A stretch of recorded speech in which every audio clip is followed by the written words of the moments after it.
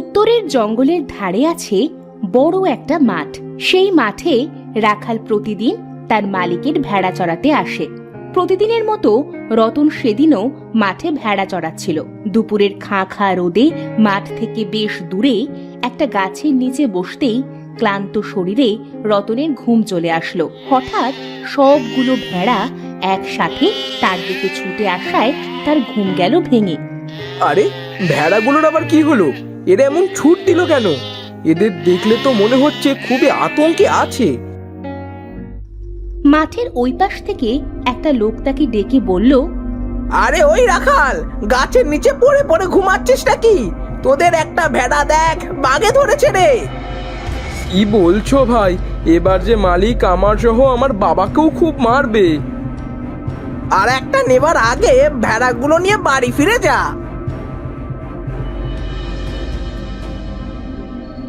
রাখাল ভেড়াগুলো নিয়ে বাড়ি ফিরতে ফিরতে বলল, না জানি না কপালে আজ কি আছে, মালিক যে আমাকে আজ কি করবে।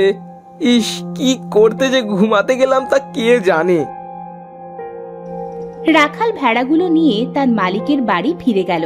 গিয়ে দেখলো রাখালের বাবা মালিকের ফুল গাছে পানি দিচ্ছে আর মালিক বাইরে বসে আছে। রতনকে দেখে বলল, কি রে রাখাল, ভেড়াগুলো নিয়ে আজ এত সকাল সকাল বাড়ি ফিরলি যে? আসলে মালিক, আজ একটা ভেড়াকে বাঘে ধরেছে, তাই ভয়ে ভয়ে মাঠ থেকে বাড়ি নিয়ে চলে এলাম। রাখালের কথা শুনে রাখালের মালিক প্রচন্ড রেগে গেল। সে রাখালের দিকে তেড়ে গিয়ে তাকে বেধম মারতে লাগলো। আহ মালিক, লাগছে, আর মারবেন না দয়া করে। এই প্রচন্ড রোদের ভেতরে যে মাঠে ভেড়া চড়ানো যায় না মালিক। রাখালের বাচ্চা রাখাল, তোকে কি আমি পড়ে পড়ে গিলতে রেখেছি আমার বাড়িতে? এই কয়টা ভেড়াও দেখতে রাখতে পারিস না?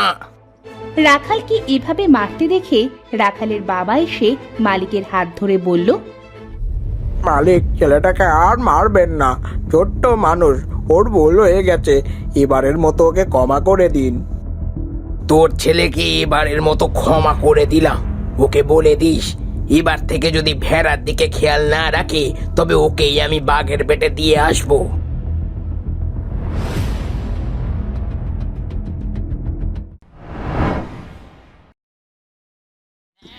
পরের দিন রাখাল তার প্রিয় বাঁশিটা হাতে নিয়ে রাস্তা দিয়ে ভেড়াগুলো তাড়াতে তাড়াতে মাঠে যাচ্ছিল। সে ভেড়াগুলো মাঠে ছেড়ে দিয়ে ভেড়ার পিছু পিছু বাঁশি বাজাতে লাগলো। তার মিষ্টি বাঁশির সুর শুনে সূর্য খুব আনন্দিত হলো। বাহ, ছেলেটা কত সুন্দর করে বাঁশি বাজাচ্ছে। এত মিষ্টি বাঁশির সুর, এই বাঁশির সুর যে আমার সারা জীবন শুনতে ইচ্ছে করছে। এদিকে রাখাল প্রচন্ড রোদে ভেড়ার পিছু পিছু হাঁটতে হাঁটতে খুব ক্লান্ত হয়ে গেল। সে বাঁশি বাজানো থামিয়ে বলল, উফ, খুব যে ক্লান্ত লাগছে। এই রোদ গরমে কিভাবে আমি মাঠের ভেতরে ভেড়াগুলোর পিছু পিছু ছুটবো? কিরে রাখাল, তুই এই রোদের ভেতরে ভেড়াগুলোর পিছু পিছু হাঁটছিস কেন? কি করব ভাই, কাল একটা ভেড়াকে বাঘে খাওয়ায় মালিক আমাকে খুব মেরেছে। আজ যেন ভেড়াগুলো বনের ওই দিকটা না যায়, তাই এদের পিছু পিছু হাঁটছি। তুই এত ছোট্ট একটা ছেলে, তুই তো বাড়িতেও কাজ করতে পারিস। গরিব মানুষের কি আর ঝড় রোদ বৃষ্টি বলে কিছু আছে নাকি? মরো বাঁচো, মালিকের জিনিস ঠিক থাকতেই হবে। আমাদের কি হলো কি না হলো এতে তাদের কি কোনো যায় আসে? যা তুই ওই গাছের ছায়ায় গিয়ে বস, দেখবি আজ আর কিচ্ছু হবে না। আমি গেলাম। রাজীব সেখান থেকে চলে গেল। রাখালের কথা শুনে সূর্যের মনে খুব মায়া হলো। সূর্য তার আলোর গতি কমিয়ে পুরো আকাশে ছায়া দিল। সে রাখালের কাছে এসে বলল, তোমার কি খুব কষ্ট হচ্ছে বন্ধু? তুমি যদি চাও আমি সারা জীবন তোমার জন্য পুরো আকাশে এমন ছায়া দিয়ে রাখবো।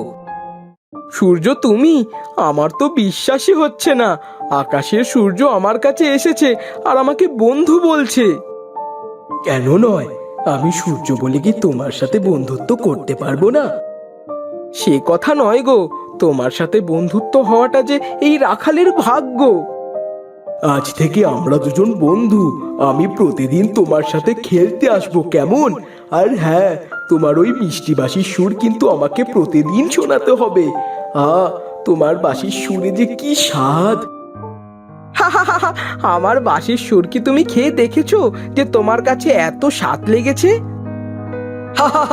খেয়ে অবশ্যই দেখিনি, তবে তোমার বাঁশির ওই মিষ্টি সুর আমার হৃদয়ে গেঁথে আছে।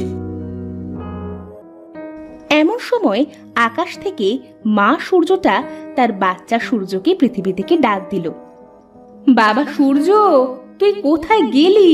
ফিরে আয়, আকাশে আর কত সময় খেলবি? আমার যাবার সময় হয়ে গেছে বন্ধু, এবার ফিরতে হবে, মা আমাকে ডাকছে। আচ্ছা বন্ধু, যাও, কাল আবার দেখা হবে। সূর্যটি তার মায়ের কাছে আকাশে ফিরে গেল। তখন মা সূর্যটি বলল, কি রে বাবা, তোর আকাশে এত জায়গা থাকতে পৃথিবীতে কি করতে গেলি? মা, পৃথিবীতে একটা ছেলে আছে, খুব ভালো। আর জানো মা, সে খুব ভালো বাঁশি বাজাতে পারে। আমি তার সাথে বন্ধুত্ব করেছি। তাই নাকি? খুব ভালো করেছিস। এবার যা, গিয়ে একটু বিশ্রাম নে, কাল তোর বন্ধুর সাথে আবার খেলতে যাস। সেদিনের মতো রাখাল তার ভেড়াগুলো নিয়ে বাড়ি ফিরে গেল। এভাবে বেশ কিছুদিন হয়ে গেল। রাখাল ও সূর্যের ভেতরে খুব ভালো বন্ধুত্ব হয়ে গেল। একদিন রাখাল সূর্যকে বলল, বন্ধু, তোমাদের সূর্যের তাপ কমিয়ে দাও। এই সূর্যের তাপে মানুষের যে খুব ক্ষয়ক্ষতি হচ্ছে, মানুষের মাঠের ফসল যে সব পুড়ে নষ্ট হয়ে যাচ্ছে। তুমি একটু বৃষ্টির ব্যবস্থা করে দাও বন্ধু। আমার বন্ধু যখন বলেছে তখন তো বৃষ্টির ব্যবস্থা করতেই হচ্ছে। আর হ্যাঁ, আজ থেকে গরমের দিনে ছায়ার ব্যবস্থা করে দিব। তুমি যখন যা বলবে আমি তখন তাই করব বন্ধু।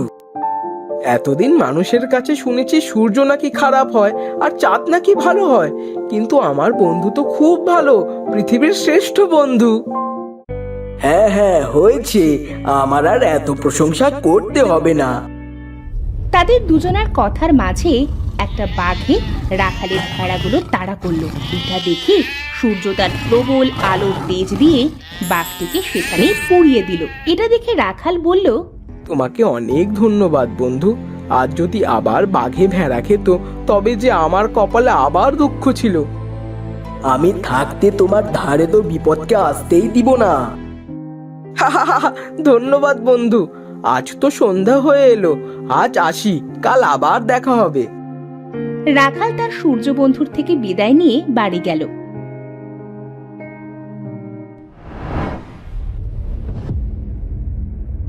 পরের দিন রাখালের প্রচন্ড জ্বর আসায় সে বিছানা থেকে উঠতে পারছিল না। তখন তার মালিক তাকে মারতে মারতে বাইরে বের করে এনে বলল, এত বেলা হয়েছে, ভেড়ার ডাকে মাথা নষ্ট হয়ে যাচ্ছে আমার, আর তুই পড়ে পড়ে ঘুমাচ্ছিস। ভেড়াগুলো কি তোর বাপে নিয়ে যাবে? মালিক, খুব জ্বর আমার, আমি যে উঠতে পারছি না। আজ ভেড়াগুলো না নিয়ে গেলে হয় না। এক্ষুনি যা আর ভেড়াগুলো মাঠে নিয়ে যা, নাহলে তোর এ বেলা ও বেলা সব খাবার বন্ধ। এদিকে সূর্য আকাশ থেকে তার মালিকের এমন অত্যাচার সব দেখল। সে নিচে নেমে এসে রাখালের মালিককে বলল, পাপিষ্ঠ, পোড়া কপালি ছন্ন ছাড়া লোক, ছেলেটা জ্বরে মরছে আর তুই তাকে জোর করে মাঠে পাঠাচ্ছিস। আর এই সূর্য যে, তা তোর তো দেখছি এই রাখালের জন্য দরদ একেবারে উতলে পড়ছে। ও আমার কে হয় জানিস? ও আমার বন্ধু, রাখাল বন্ধু। ওর যদি কিছু হয় তবে তোকে আমি জ্বালিয়ে ধ্বংস করে দেব, বুঝেছিস? পোড়া কপালি তো দেখছি তুই। তুই সূর্য এই সামান্য একটা রাখালের সাথে বন্ধুত্ব করছিস, আবার পোড়া কপালি আমাকে বলছিস? বলবৎ সূর্য, তোর মুখে লাগাম দে, না হলে তোকে এক্ষুনি জ্বালিয়ে দেব আমি। রাখালের মালিক সূর্যের ওপরে প্রচন্ড রেগে গিয়ে রাখালের মুখে জোরে একটা থাপ্পড় দিয়ে বলল, বেয়াদব ছেলে, তুই এই সামান্য সূর্যকে ভাড়া করে এনেছিস আমাকে শাসাতে? যা, এক্ষুনি যা, দূর হ আমার বাড়ি থেকে।